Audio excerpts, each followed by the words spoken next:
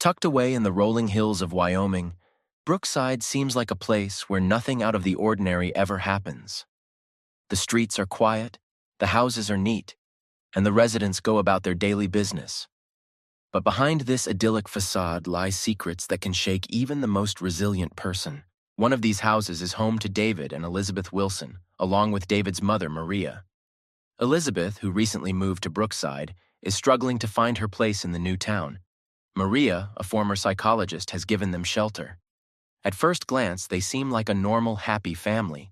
However, Elizabeth and Maria share a secret that would shock their loved ones. What began as mutual help and support, their relationship gradually evolved into something more, a secret sexual affair. These encounters take place against the backdrop of ordinary days full of household chores and family dinners, making their double life even more risky. David, busy with his work as an engineer, does not notice the change in the behavior of his wife and mother. He trusts them both, unaware of the hidden drama unfolding right under his nose. But how long can you hide the truth in a small town where every rumor spreads like the wind? Neighbors begin to notice Elizabeth and Maria's unusual trips, their long walks, and their whispers in the kitchen when they think no one is listening. Curiosity grows, and soon this curiosity may lead to exposure. Under the warm Wyoming spring sun, life continues as usual in the small town of Brookside. Elizabeth and Maria embrace the new season and find new ways to spend time together, exploring the surrounding parks and green fields away from prying eyes. They often go away for the day, leaving David to mind his own business, unaware of their secret life. On one of these trips, they stopped at an abandoned mill, surrounded by spreading trees, where they could be seen without fear. Elizabeth, always more reserved and sensible, opened up more and more to Maria each time, finding the comfort and understanding that she had so lacked in her marriage with David. Maria, in turn, felt a growing power over Elizabeth, using her skills as a psychologist to deepen their connection. She carefully chose the words and places for their meetings, creating the illusion of safety and isolation from the outside world. At this time, David, having begun to notice some oddities in the behavior of his wife and mother, decides to spy on them a little to make sure of their well-being. He begins to suspect that the changes in Elizabeth's daily routine may hide something more than just a desire to spend time alone with nature. One day, returning early from work, David finds neither Elizabeth nor Maria at home. He decides to take advantage of this moment to check some suspicions. After fruitlessly searching for any clues in the house, he accidentally finds Elizabeth's notebook, where a piece of paper with the address of the old mill is sandwiched between the pages. With this information, feeling a mixture of anticipation and anxiety, David sets off to the indicated place, hoping to understand what is happening. As he approaches the mill, he hears voices, and his steps become more cautious and quiet. Near the old building, he sees Elizabeth and Maria. They embrace. David stops, his heart beating in unison with the spring wind blowing through the tree branches. Summer in Brookside comes suddenly, and so does David's realization that his world will never be the same. After witnessing what happened between his wife and mother, his life seemed to stop for a few moments. He couldn't accept what he saw, couldn't explain what he was witnessing. All his ideas about marriage, love, and trust were shattered. Returning home after his discovery at the old mill, David sat in the kitchen for a long time in absolute silence. He did not know how to approach the conversation with Elizabeth and Maria, did not know what to do with the pain and rage that was seething inside him. Every sound in the house, every movement seemed unnecessary and false to him. This house was no longer a place of peace and comfort. It had become a cage filled with betrayal. Meanwhile, Elizabeth and Maria, unsuspecting, continue to live their secret life. They continue their trips and meetings, carefully hiding the traces of their relationship. However, the tension between them also gradually increases. Elizabeth, despite her affection for Maria, begins to feel guilty for betraying her husband. She becomes increasingly immersed in thoughts about where this relationship is leading and what will happen next. Maria, on the other hand, enjoys her control over the situation. She feels confident that she is in control, that no one will ever know their secret. She continues to convince Elizabeth that they can continue as they are, that no one should know the truth. But deep down, she begins to notice that Elizabeth is becoming more withdrawn and nervous. David, for his part, can no longer remain indifferent to what is happening around him. He realizes that by continuing to pretend, he is only delaying the inevitable. He needs to do something to regain control of his life, but he doesn't know how to approach the matter. He begins to remember moments when he suspected that something was wrong. Strange glances between his wife and mother, their long walks, whispered conversations. All these small details add up to one eerie picture. One hot summer day, when Elizabeth and Maria are away from home again, David decides to take action.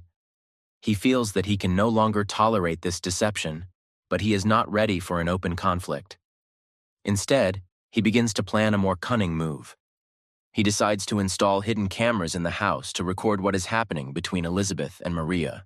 He is convinced that if he has evidence, he will be able to confront them both without any doubts. With the cameras strategically placed, David experiences an agonizing wait. He doesn't know what to expect, but his mind is already preparing him for the worst. He feels like a traitor for spying on people he once loved, but at the same time, he is convinced that he is doing it for the sake of justice. When Elizabeth and Maria return home, nothing foreshadows trouble. They behave as usual. Maria goes to her room, and Elizabeth begins to cook dinner for the whole family. David, trying to hide his tension, sits down in the living room overlooking the kitchen, pretending to read the newspaper. Every step they take now feels like a blow to the heart. He knows that soon his plan will work, and he will learn the whole truth. Meanwhile, Elizabeth begins to sense an unusual tension in the house. David seems distant. His silence seems ominous to her. She tries to speak to him, but he answers in short, dry sentences, avoiding her gaze. This silence becomes unbearable for her, and eventually she goes to bed, leaving him in the living room. Night falls, and David is left alone, lost in his thoughts and emotions.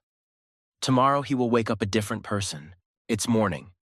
The summer sun has barely risen above the horizon when David, struggling with his inner conflict, decides to check the footage from the cameras he installed last night. His hands shake as he starts the video on his laptop. He hesitates for a long time, afraid of what he will see. But there is no turning back.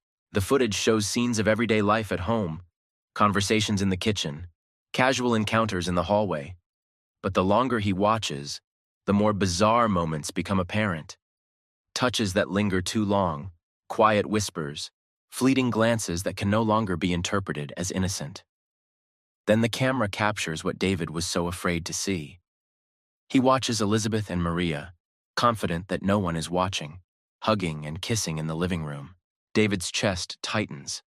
He can't believe his eyes, but the reality is right there.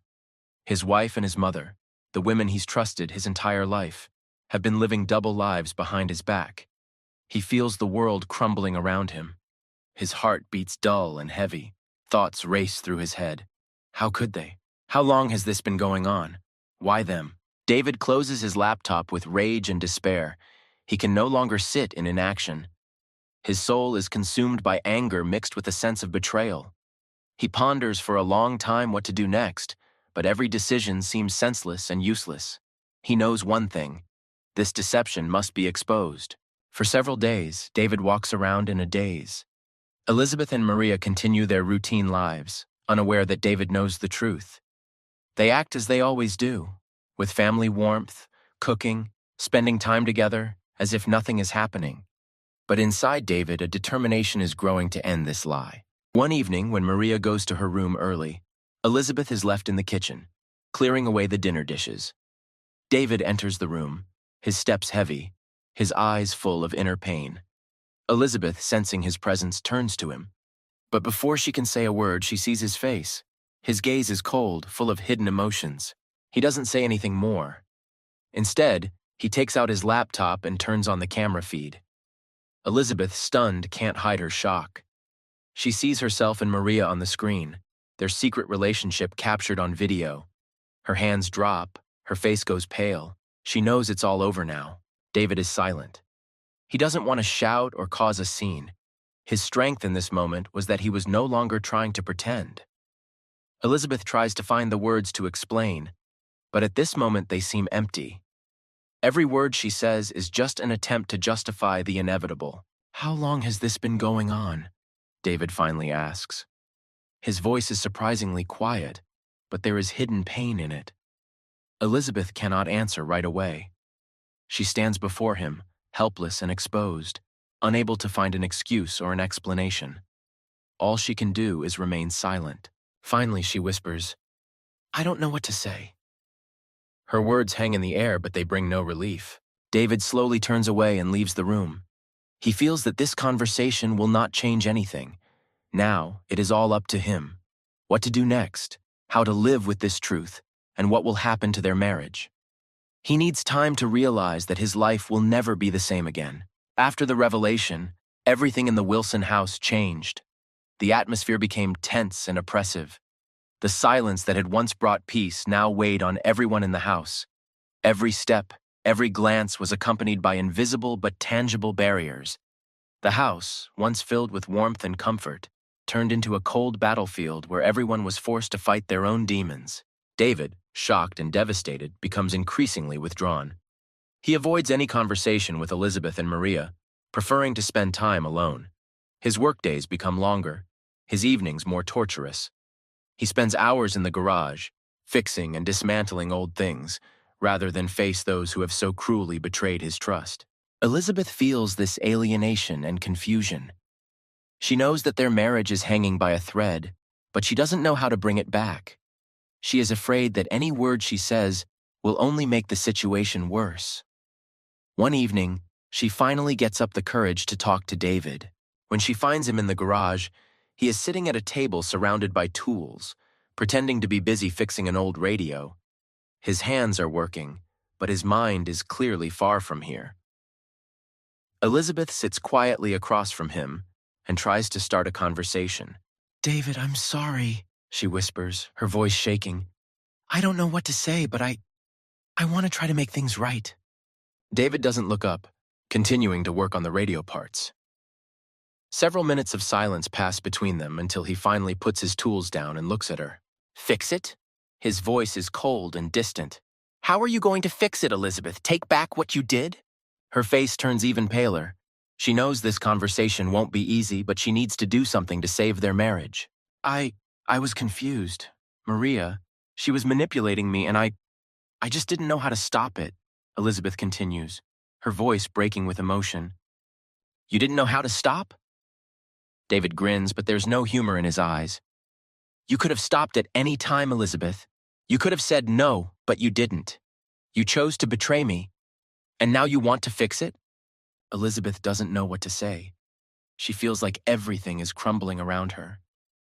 The words that seem so important in her head lose all meaning when they collide with the cold reality of their situation. She doesn't know how to convince David that her regrets are sincere. Meanwhile, Maria, aware that her secret has been revealed, tries to maintain the appearance of control, but anxiety is growing inside her. She knows that her influence over Elizabeth and David is now shaken, and this could lead to unpredictable consequences. Maria tries to talk to David, but he clearly avoids any meetings with her. He cannot forgive his mother for what she did, and every time he sees her, he feels growing disgust. One evening, when Maria tries to talk to him, David loses his temper and explodes. Their conversation turns into a heated argument, where accumulated grievances burst out. "How could you do this to us, to our family?" he screams, looking at Maria with anger. "You were always an example to me, and now I can't even look at you without disgust." Maria tries to justify herself, but her words ring hollow. She realizes that she is no longer in control of the situation. David is no longer the dutiful son who always trusted her advice. Now he sees her for who she really is, the woman who destroyed their family for her own selfish desires. Elizabeth overhears this argument, and although she feels guilty, understands that this conflict is inevitable. She watches their relationship deteriorate before her eyes and realizes that things have gone too far. At this point, the tension in the house reaches its peak. Everyone is involved in this tangled web of lies and betrayal, and every step can lead to disaster. David can no longer live in this house, where every corner reminds him of betrayal. He decides to leave the house and go away for a few days to sort out his thoughts and decide what to do next. When he leaves, Elizabeth and Maria are left alone, and an oppressive silence falls between them. They both now realize that their secret has destroyed not only their relationship with David, but everything they had. Several days had passed since David had left the house, leaving Elizabeth and Maria alone with their crumbling lives. The silence in the Wilson house had become even more oppressive, turning every room into a reminder of betrayal and pain. The charming facade of the perfect family had disappeared without a trace, and now only tension and uncertainty hung in the air. Maria began to realize that her manipulations had gone too far, and that she was no longer in control. She realized that her power over Elizabeth had weakened, and that her son David might never forgive her again. She constantly tormented herself with thoughts of how to regain her former peace, but all this now seems unattainable. Elizabeth, in a state of deep guilt and despair, avoids meeting Maria.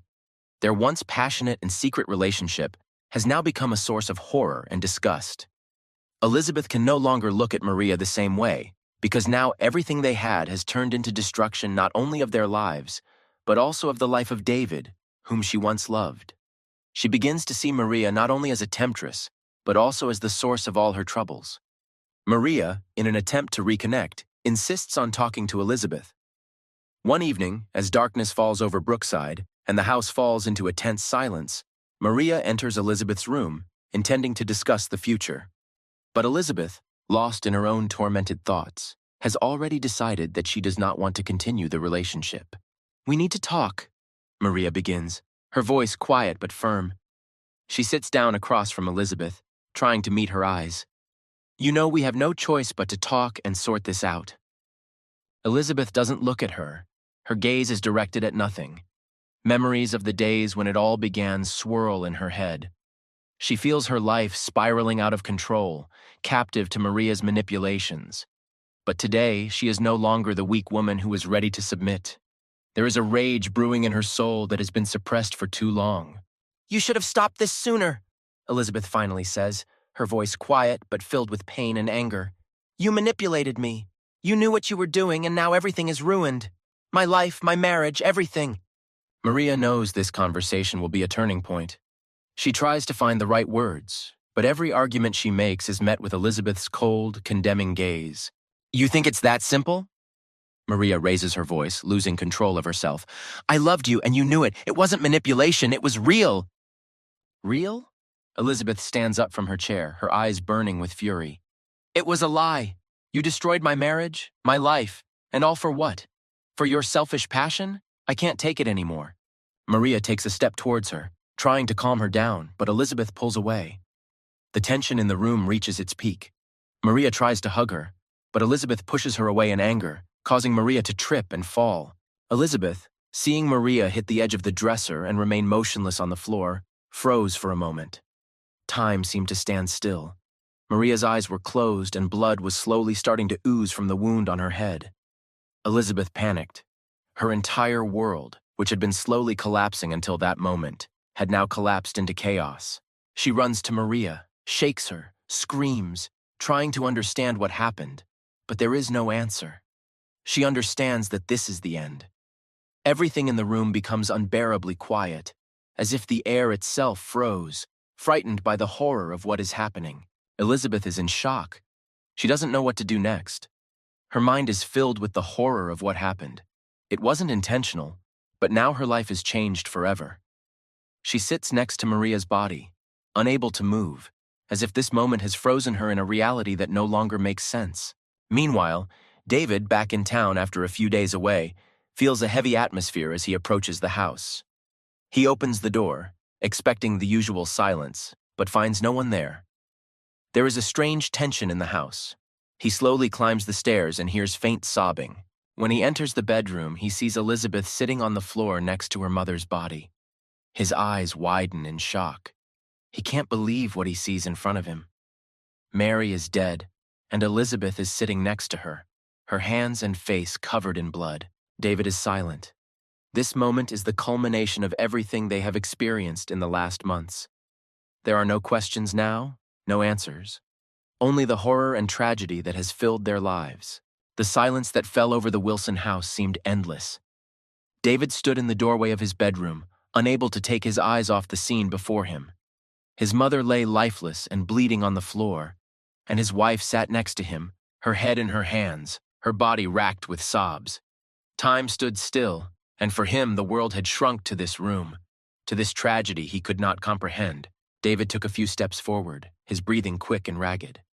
He knelt down next to Maria's body, touching her hand, trying to see if there was any hope. But her skin was cold, her eyes were closed, and it was clear. Maria was dead. Elizabeth, noticing the movement, looked up. There was horror in her eyes, mixed with a deep sense of guilt. She looked at David, trying to speak, but the words were stuck in her throat. Her lips trembled, and all attempts to explain were in vain. "It was an accident," she whispered, barely audible. Her voice was weak, as if she were speaking not to him but to herself, trying to justify what had happened. "I didn't mean to." David sat in silence.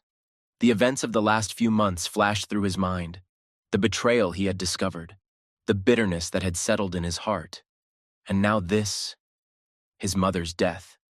He didn't know how to react, his emotions a blur of pain and rage. Several agonizing minutes passed before he found the strength to stand. He pulled away from Maria's body, slowly walked away from Elizabeth, and walked to the phone to call the police.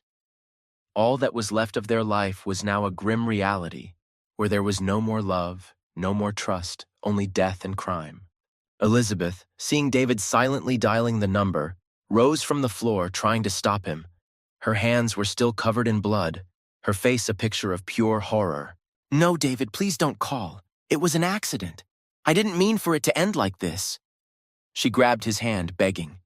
But David, as if turned to stone, looked at her coldly, his eyes full of pain, but also determination. He could not forgive her or himself. He knew that the truth had to come out, and no matter what he felt for Elizabeth, he could not close his eyes to what had happened. "I can't live with this anymore," he said quietly but firmly. "It has to end. All of it." The police arrived quickly. The officers entered the house, and immediately the space was filled with sounds. Radios, footsteps in the hallways, questions that seemed too loud in the silence. Elizabeth was arrested on the spot. Her hands, still stained with blood, were cuffed, and her face was pale and blank, as if she had resigned herself to her fate. David stood back, watching, but he no longer felt anything. He was devastated. Everything that had once mattered had been shattered overnight. He had lost both his mother and his wife, the two people closest to him, to their secret, destructive relationship. The life he knew was gone forever. The inquest into Maria's death was short, as it quickly became clear that it was a tragic accident. Elizabeth had not planned the murder, but her guilt before the law remained. She was sentenced to several years in prison for manslaughter, but this did not change the fact that her life had been destroyed just like David's. A few months later, David sold the house and moved away from Brookside. The small town that had once seemed so peaceful and perfect had become a symbol of pain and loss. He wanted to start a new life, away from the memories that haunted him at every turn. Elizabeth, serving her time in prison, no longer wrote or called David. She understood that their story was over, that she did not deserve forgiveness.